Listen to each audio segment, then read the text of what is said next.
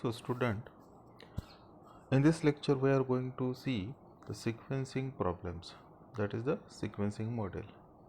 So in the industry, when the jobs are to be performed on the machinery, so the sequence of the job is very much crucial for the in the production industry, because the proper sequencing of the job that will reduces the total processing time that is needed to process all the jobs.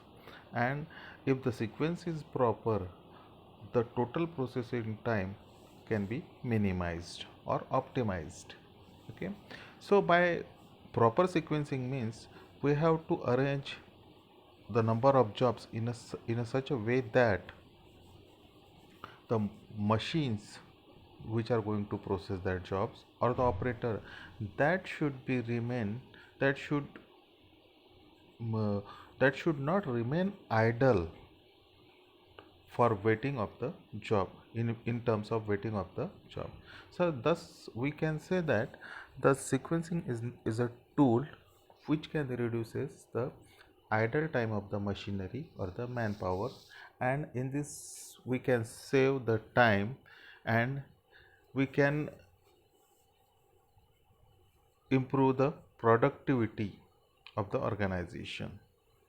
So there are three types of models of the sequencing. First model is if there are n jobs and the processing machine will be two, that n job and two machines. Second model is that n jobs and m machines. There are large number of machines on which large number of jobs to be passes. Then third model is the two jobs on n machine, in which there are only two jobs and there are n processing to be required on these two jobs. This the third model is can be solved by the graphical method. Okay, the here the note is given that the question is asked against the waiting line model, that is we call it as a queuing model, and the sequencing problem is very easy to solve, and we can score that we can score full marks in that sequencing problem.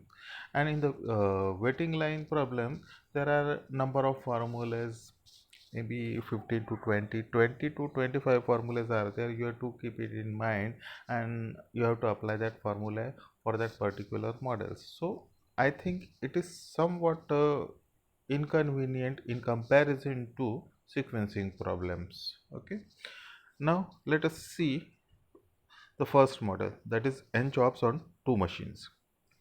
The problem is that there are seven jobs are given, and the machine A and machine B, that two machines are there, and the jobs are to be processed in such a way that the job will first go on the machine A, and then it will go on the machine B for the processing. The processing times are given for machine A and machine B. Okay, so if uh, in this problem you have to determine which is that sequence which will minimize the total elapsed time. This that means the total processing time should be minimized. You have to arrange that sequence. Okay, and also find the total time and the idle time for the machine A and B. Okay, so in what doing during the processing, how much means how many hours or how many minutes that machine A or B that is idle, you have to calculate that idle time. In this machine the time is given in hours. Okay, so uh, in this problem there are seven jobs are to be processed. So the seven jobs are to be sequenced in a factorial 7 ways. Means there are number of ways you can arrange the seven jobs, but you have to do the sequence in a such a way that it should give the minimum time. That once that one or two sequencing of the jobs sequences are there are such that that will give the minimum time. You have to find out that sequence. So there is a certain procedure for doing that. Let us see that that procedure. Okay, if there are the certain there are 7 jobs, so make the 7 blocks that I have mentioned here, that 7 blocks are there, as the sequence of the jobs are from sequence sorry, the processing is in a such a way that first it will go on machine A and then machine B. So the machine A is placed on the right side, that on the first it is machine A, and machine B, that it is given in the sorry, right side. Okay, uh, and machine A is given on the left side. So by observing the processing time that is given, that for machine A and machine B, so observe that the minimum processing time. Okay, so for job number 6, the minimum processing time is there, that is for 1 hour, and it is for machine B. This is for machine B. Hence, we can write job number 6 on the machine B side first. Okay, then now cancelling this job number 6 and write down the again the job here. Okay, there are now the 6 jobs are there. Now again observe the sequence of the sorry, the processing time of the job. Now you will observe that there is a time 3 is given, and again the time 3 for the machine for the job number 7 is also there. But here you can see that the minimum time is 3 and 3, but the next time for the for the next machine, that is for machine B, the time is 8, and here the next time for the machine A is 9. Hence the minimum time is 8. Okay, so we can select the job number 1 for machine A, because here the timing is 8 and here the timing is 9 for the for 3 hour processing time. So we can select machine job number 1 for machine A. Now cancelling the job number 1, now again observe the timing, that time 3 hour is minimum and it is for the machine B, and job number 7 we have placed that in the right side. Okay, similarly by observing the time we can write that 6 is the minimum processing time. Here we can write the job number 4 for the either, there are two solutions here. We can write job number 4 either on the for the machine A side, or we can write it at on the machine B side. The two solution that will work properly or work similarly. Now the remaining timing is for the step number 5, that 10 and 10. Here 10, here that for you can write job number 5 for the machine A side and job number 2 for the machine B side at the same time. Now observe the same step number 6, that only that one job number 3 is remaining, and you the remaining vacant position you can write it in the vacant position. Now that the sequence of that job is obtained, that is 1 4 5 3 2 7 6, and another sequence is 1 5 3 2 4 7 6. So these two sequences are there. If you work in that sequence, the processing time will remain same and the idle time will remain same. Hence we can calculate the processing time by selecting any one sequence, that the processing time will remain same. Okay, now we can compute the processing time. Here the job number is given and the sequence of the job is there, that is 1 4 5 3 2 7 6. Okay, here you can write the machine A. Machine A is divided, split it into in time, machine time in and time out. Hence next column is idle time for machine A. Next is the for machine B, there is in time and out time for machine B, and idle time for the machine B. Let us say that for the first job, when the job first is there, the start time for any job is 0. Okay, the start time is 0.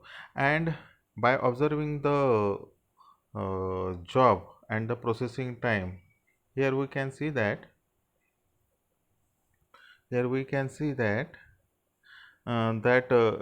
job 1 is starting at 0 time.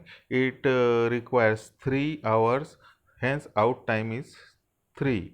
Okay, and idle time for machine A is 0 because the machine start at the 0 time. It does not remain idle at the initial position. Okay, now the timeout for the machine A is 3, and the job is shifted to the machine B for processing. Hence in time for the machine B is 3, and it requires 8 hours for working or processing. Hence the out time is 11. Okay, and here the idle time is 3 because the work started at third hour. Okay, third hour. Hence up to third hour that machine is remains up to third hour the machine is remains idle, no work is there, hence the idle time is 3. Okay, now the next number is the job number 4. Okay, the job number 4, when the time for the job number 1, the processing complete at 3 hour, the job 4 is started, the starting time for the job 4 is 3. Okay, because this machine is free at the third hour, and immediately it will take a job 4. Okay, and here the processing time for the job 4 on the machine A is 6 hours, hence 3 plus 6 is 9. Okay, so hence out time is 9.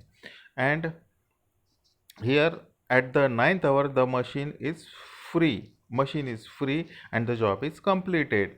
But see, here the time out is 11 and the machine will work at the machine will start at the 11th hour, because the work is completed at the 11th hour and it will take the job 4 at the 11th hour. Hence it the starting time or the end time for the machine is 11 because it is not free. Okay, hence the machine A is free. The job is completed at ninth hour, but the machine can um, take the job at the 11th hour because the machine is not free, and the processing time is 6, the out time is 17. Okay, and here the idle time is 0 because at the 11th hour it is free and at the 11th hour it takes another job, hence the idle time is 0. Similarly here we can observe that the at third hour it is free and it takes the another job, hence the idle time is 0. Now the observe the column sorry, row 5, job number 5. The 9 is the out time and it takes at the ninth hour the job number 5, and the processing time is 10 hour, the out time is 19. Okay, so here the idle time is 0 because at the ninth hour it is uh, complete the job number 4, and at the same time it after completing it takes the job number 5, hence the idle time is 0. Now see that here the job number 4 is completed at the 17th hour, but job number 5 is completed at 19th hour. Okay, so we cannot start this machine 2 at the 17th hour at this point, because the job is not completed at this point, because at this point the job is not completed. Hence when the job is completed it will shift it to the machine B, and at the 19th hour it will start working processing. So 19 plus 12, 19 plus 12 is the 31. Okay, so 31 is the out time. Here the idle time is 2. You can see that at the 17th hour the job is completed, and the next job it is going to take at the 19th hour, so means it have to wait for the 2 hours. That's why the idle time is 3. Okay, similarly for the third job, the in time is 19 and the out time is 34, because the processing time is 15, so out time is 34. Here the in time is 34, in time is not a 31, because the at the 31, even though machine B is free, but the job is not ready, so we can start the machine B as 34. So the processing time is 10 hour and the idle time is 3, because the even though machine B is free at the 31 hour, the hour it will again work, it will have to wait for the job number 3 for the 3 minutes. Okay, so likewise you have to complete that sequence of the job. You have to not you have to complete that processing by from machine A to machine B up to last 6 jobs. Okay, so from the job number, observe the last row, that is job number 6. You can see that the 67 is the last time. That means the 67 is the processing time for the job, all job, that is from job number 1 to job number 6. The 67 hours is the minimum processing time, that is called as a elapsed time. Okay, and we can we see that the idle time of machine A, that is 1 hour, that total it is for up to from the 67 hour, the that machine A will remain idle for 1 hour and machine B will remain idle for 17 hours. 17 hours. So that is the idle time for the machine B, 17 hours. So this is the minimum processing time.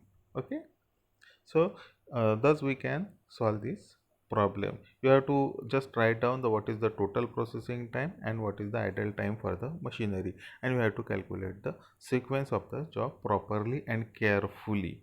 You can there are lots of chances of mistake while calculating the in time and out time, and in time for the machine B and machine B. So do that operations carefully. There is chances of mistake, even though problem is very simple, but chances of mistakes are there. Okay, this problem can be asked for the 8 or 9 marks. Now see the another model, that is n jobs and m machines. If there are number of jobs, that may be 5 6 7 8 or, and there are the number of machines to be for the processing. Okay, now the problem is given that there are 3 machines, that is turning, threading and knurling, and the 6 jobs are there. Okay, so in the previous problem we have seen that when two machines are there, we are going to calculate we can find out the sequence by writing that, making a block and writing the sequence that on the left and right side the two machines are there, but here the three machines are there.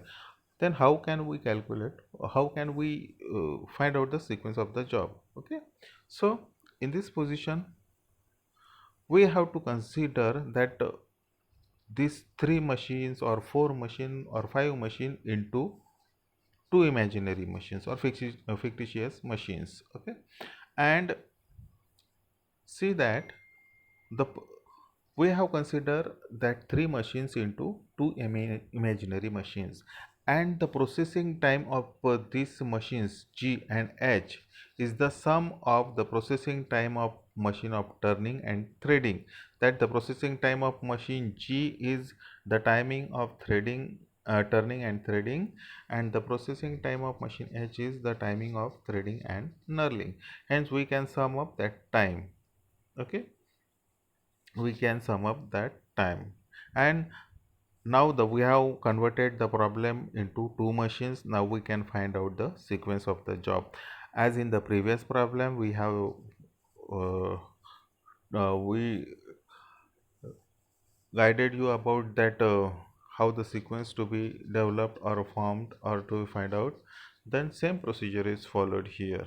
Okay, now that machines are there, that on the left side and right side, left side machine G is there and on the right side machine H is there, that processing uh, in this format, that turning, threading and knurling. Okay, and we have find out the sequence, that is 4 3 1 6 2 5 by following by the previous method, by this method.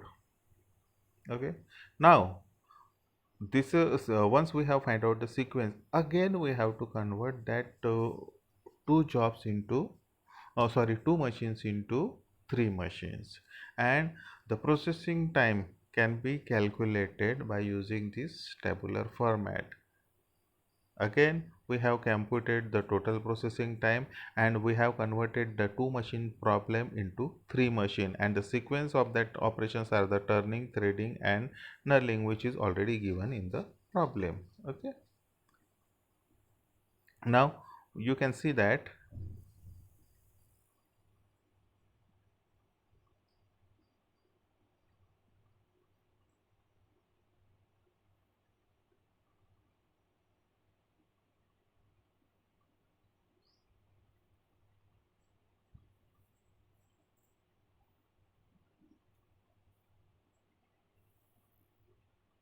huh, yes, there is some problem. Now we are ready. Huh. Now as per the sequence, find out that the sequence is 43162 5. Now in the job the sequence is there, that is 43162, find that we find out the sequence, and the operation in time, out time, in time, out time for the turning, threading and knurling machine is there, and you have to find out the idle time for that. Okay,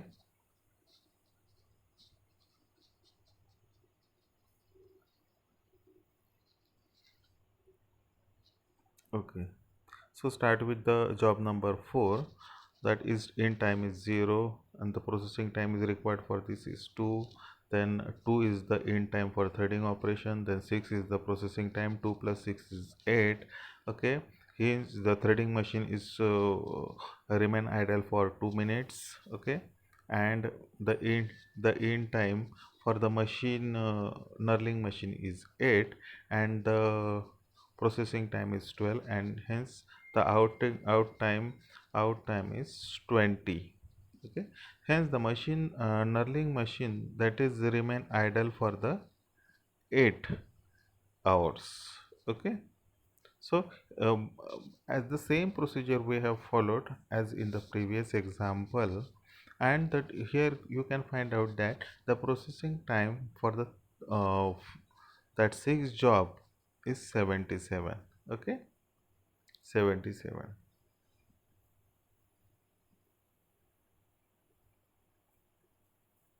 Now we can see that the as per our question asked in the exam above problem, that the total elapsed time at the processing time for the 6 jobs is 77 minutes. Okay, now the idle time for the turning machine, you here you see that at the 42nd minute the machine has completed its work, but the last job will work up to 77 hours, 77 minutes.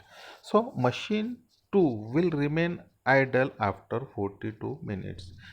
Okay, so the idle time for idle time for the turning machine is 77 minus 42, that is 35 minutes. Then similarly, the idle time for the threading machine, you have to make the sum of the idle time for the threading machine, that is 2 plus 1 plus 11 plus 13, and after 45 it is again idle. Hence the idle time for the machine threading machine is 49 minutes. Similarly, idle time for the knurling machine is 8. Okay, so thus we can we calculate the total elapsed time and the idle times for the three machines. Okay, so this is our problem, that is n jobs and m machines.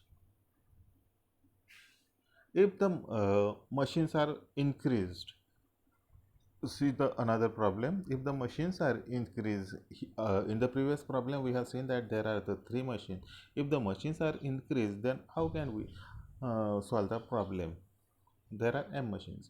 Now we can solve the problem similarly as in the previous problem. Now we should convert that 5 machine into imaginary again 2 machines, and the time for that machine G is the timing of machine A plus B plus C plus D. Okay, that is given here. Then the timing for machine H, that machine H is